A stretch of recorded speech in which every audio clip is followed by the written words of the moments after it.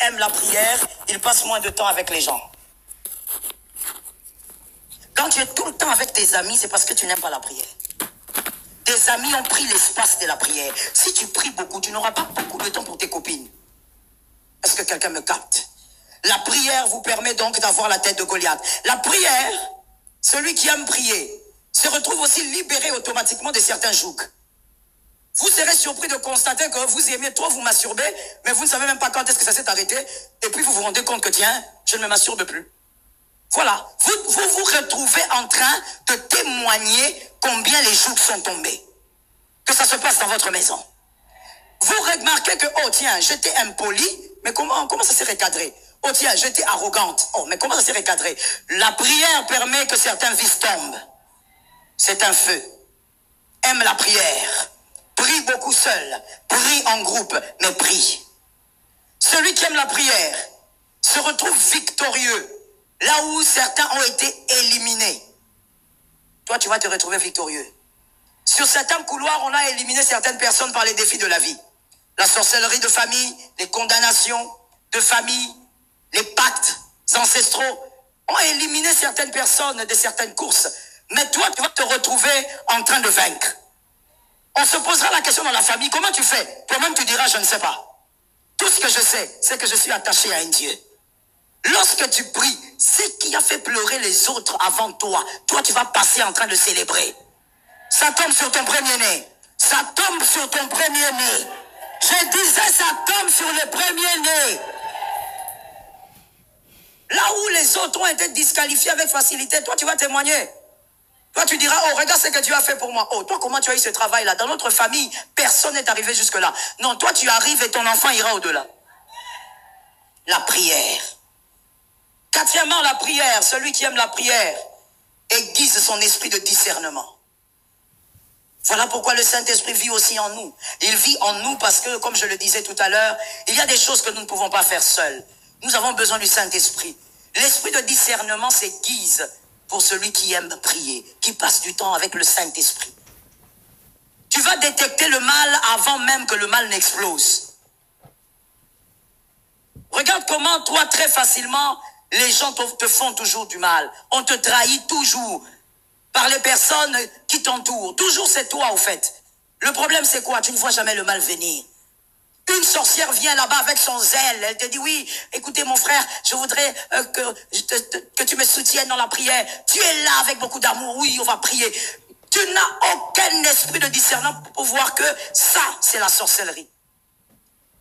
Tu ne pourras pas vaincre qu'avec ton intelligence. La sagesse ne suffit pas. Le discernement doit intervenir. Sur la terre des hommes, on a besoin du discernement.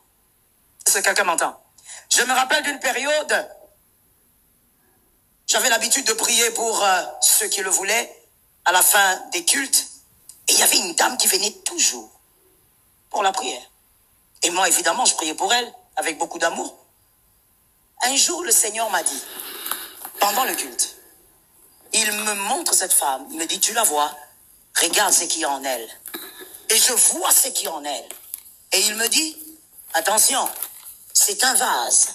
C'est-à-dire que lorsqu'elle vient chez les hommes de Dieu, elle aime toujours aller dans les églises. Elle quitte d'église en église. Voilà pourquoi, quand quelqu'un aime trop changer d'église, cette personne est aussi dangereuse.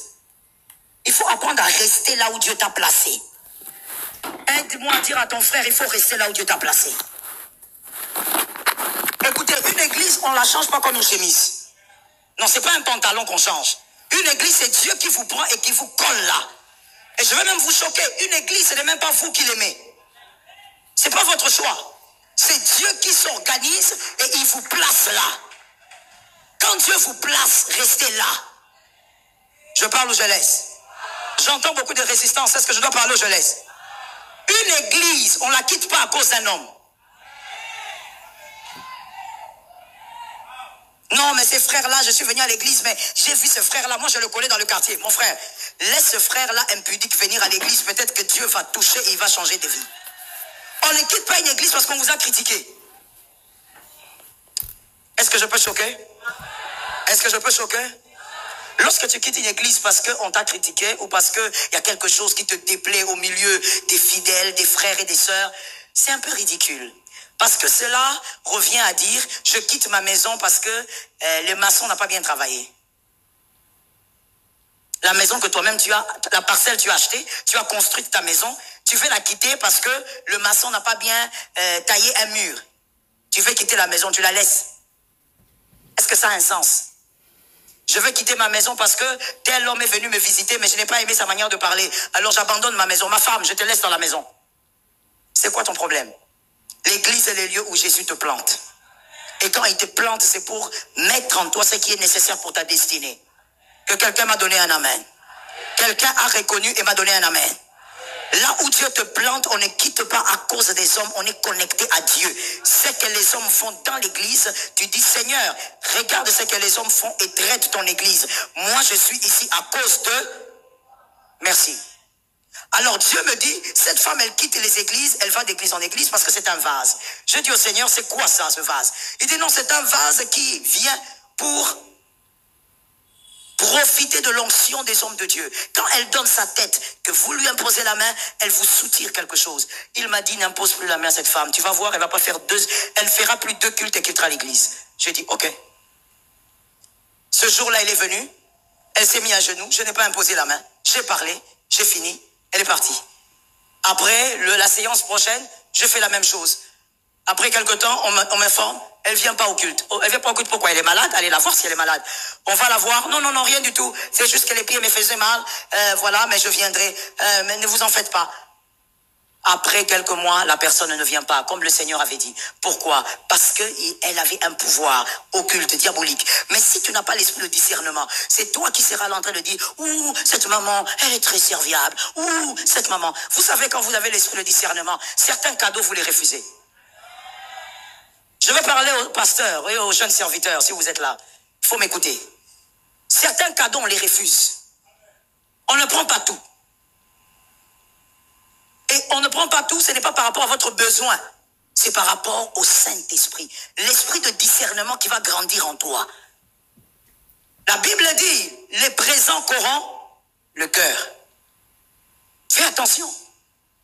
Lorsque tu n'as pas l'esprit de discernement, on va t'introduire le mal dans ta maison, dans ton foyer, par un présent, et tu ne le sauras pas. Ça va détruire toute ta vie. Que l'Éternel t'épargne au nom de Jésus. Que Jésus ait guidé. Acte 3, 2. Acte 3, 2 à 4. Acte 3, 2 à 4. Pierre est devant ce paralytique, parce que Pierre et Jean sont allés au temple pour prier, et à la porte appelée la Belle, il y avait donc un paralytique qu'on déposait tous les jours, et celui-là qui demandait, qui mendiait. Et Pierre dit à cet homme, regarde-nous. C'est la phrase que j'aime le plus dans ce récit. J'aime cette phrase plus que la guérison de cet homme. Il dit, regarde-nous. Il est en train de dire, mendiant, regarde-moi Pierre, regarde mon frère Jean. L'homme, la Bible dit, l'homme les regarda fixement. Il était sûr que ce jour-là, il allait avoir beaucoup d'argent. Alors que le but de Pierre était tout autre. Il dit, regarde-nous. Et ensuite, une phrase étrange vient suivre.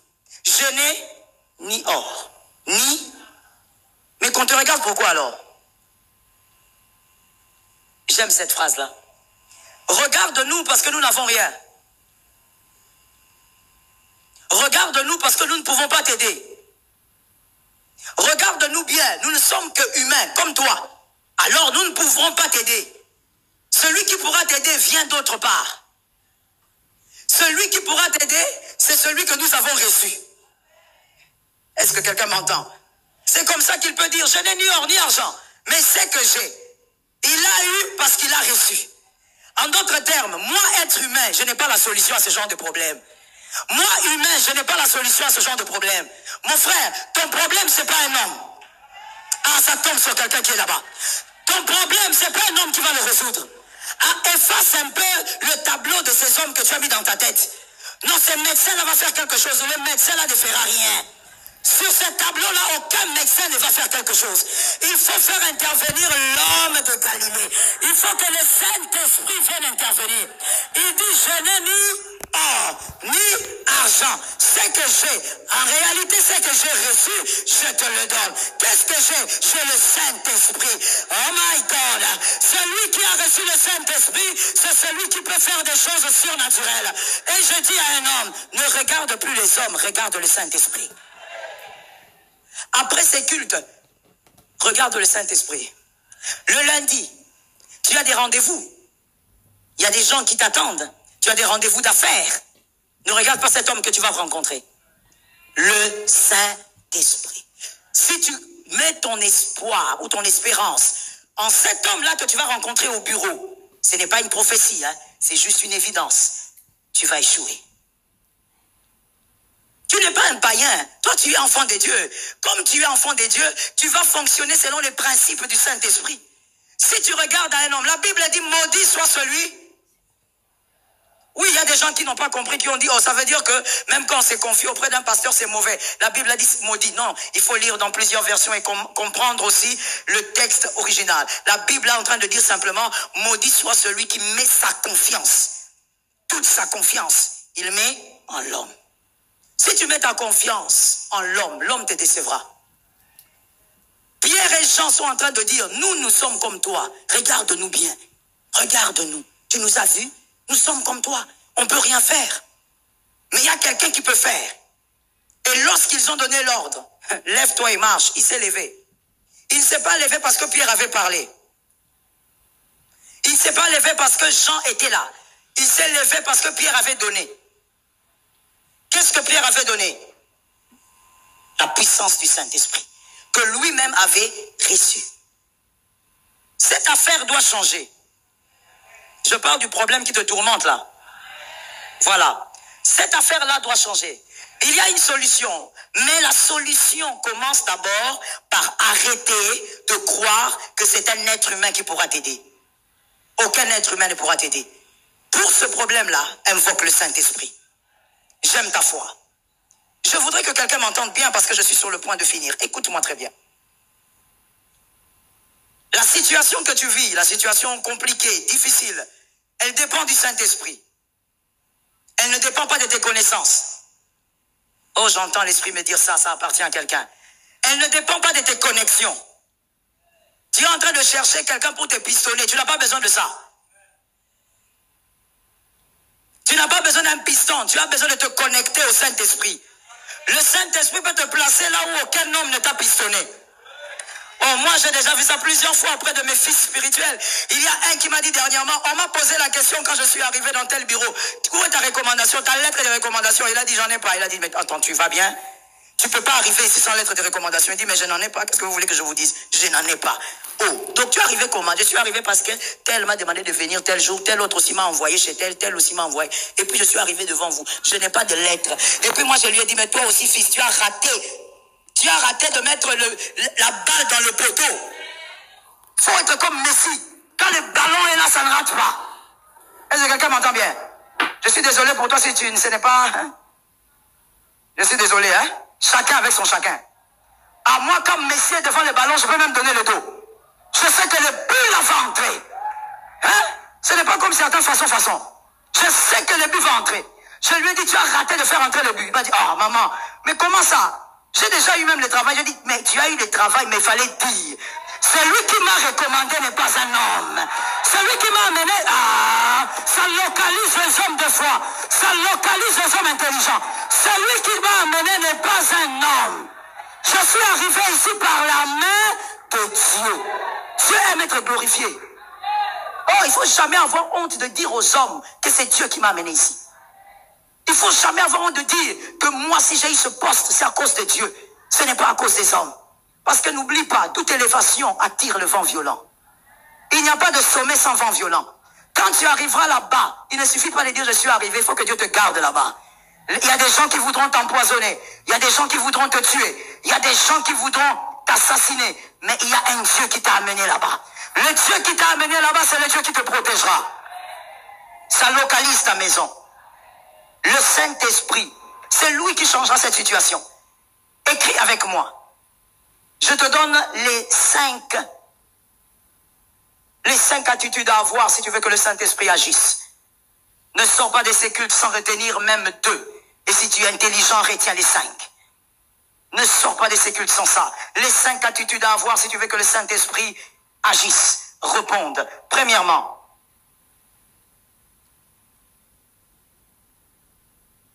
la première attitude à avoir, tu dois lui parler de la situation avec confiance.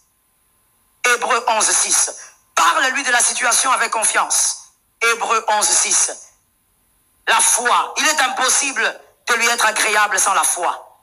Quand tu parles au Saint-Esprit, ne lui parle pas comme quelqu'un qui ne croit pas trop que ça va marcher. Non. Confiance au Saint-Esprit. Tu sais que ça va marcher. Une demande mal formulée produit le désintéressement. Retiens ça pour ta vie. Une demande, même auprès d'un être humain, une demande mal formulée crée le désintéressement. Même si tu viens chez moi, tu me demandes de faire quelque chose, mais tu ne formules pas bien ta phrase, tu es en train de t'embrouiller toi-même. Je veux me désintéresser à ce que tu diras. Alors fais attention. Lorsque tu parles au Saint-Esprit, crois qu'il agira. Consente que tu crois qu'il agira. Deuxième chose, manifeste la confiance. Manifeste cette confiance, que l'on voie et que tu as confiance au Saint-Esprit.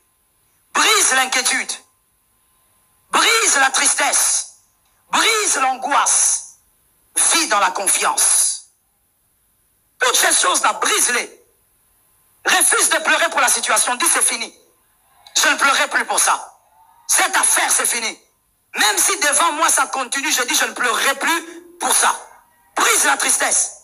Le diable aime la tristesse. Le diable aime l'inquiétude. Le diable aime la peur. Parce que ça ôte la foi. Quand tu n'as pas la foi, même si tu pries pendant des heures, tu seras une cymbale qui retentit. Alors brise ces choses. Que quelqu'un dise avec moi à partir d'aujourd'hui, le diable ne touchera pas à mes émotions. Tu vois quelqu'un qui est en train de prier, il pleure, mais ce n'est pas des larmes d'adoration, mais il pleure parce qu'il dit, Seigneur, moi vraiment c'est fini. Comment tu peux prier devant Dieu et tu dis, Seigneur, c'est fini? Devant lui, on dit, je sais que tu es capable. Tu es capable de faire tout ce qu'il dit. Tu dois manifester. Écoutez, j'ai aimé la parole de cette écriture qui dit, montre-moi ta foi. C'est Jacques, j'aime Jacques. Montre-moi ta foi sans les œuvres. Moi, je vais te la démontrer par les œuvres. Arrête de dire je crois. On doit voir que tu crois. On doit voir que tu sais que Dieu est là. Tes enfants doivent sentir que tu crois que Dieu agira. Ton attitude. Tu ne peux pas prier puis tu viens auprès des enfants, tu es triste, tu pleures, voilà, je ne sais pas ce qui va arriver demain. Mon frère, ne pas savoir ce qui va arriver demain n'est pas le problème. L'essentiel c'est de savoir qui tient le lendemain. Ça tombe sur celui qui a entendu. Mais oui, même moi là, tous, écoutez, on n'a pas besoin de savoir ce qui va arriver demain. Il y a beaucoup de choses qu'on ne sait pas. Et tant mieux, parce qu'il y a quelqu'un de plus grand que nous qui tient notre lendemain. Brise la tristesse. Troisièmement, soyez dans le feu de la prière. Comme je l'ai dit, il y a quelque chose qui ne marche pas, prie pour ça. Sois dans le feu de la prière. Les prières privées et aussi les prières collectives. C'est important de prier avec les frères. C'est important de prier à l'église. Lorsque nous avons des programmes à l'église, c'est important que tu puisses t'unir à ces programmes. Parce que c'est important d'allumer un feu collectif. Que quelqu'un me dise le feu. Je vais t'expliquer ça simplement. Comme 1 plus 1 égale 2, tu vas comprendre. Écoute. Pourquoi nous devons unir nos feux? Parce que ton feu, plus le feu de l'autre, fait un grand feu. Et il y a aussi une autre réalité spirituelle. Celui qui a un feu, parce qu'il a été humilié par son père comme David, son père Isaïe. Le feu de David n'est pas le feu de Joseph. Joseph, lui, n'a jamais été humilié par son père. C'est un fils à papa. Joseph a été toujours le chouchou de son père. Donc Joseph, quand il était chez son père, il n'avait aucun feu. Mais David, il avait un feu. Parce que lui vivait l'humiliation et il tenait. Le feu de David ne ressemble pas au feu de Joseph. Les types de problèmes que tu as eus ne ressemblent pas au type de problème que ta voisine a eu. Elle a vaincu des plus grands problèmes et elle a gardé le feu. Lorsque tu pries avec quelqu'un comme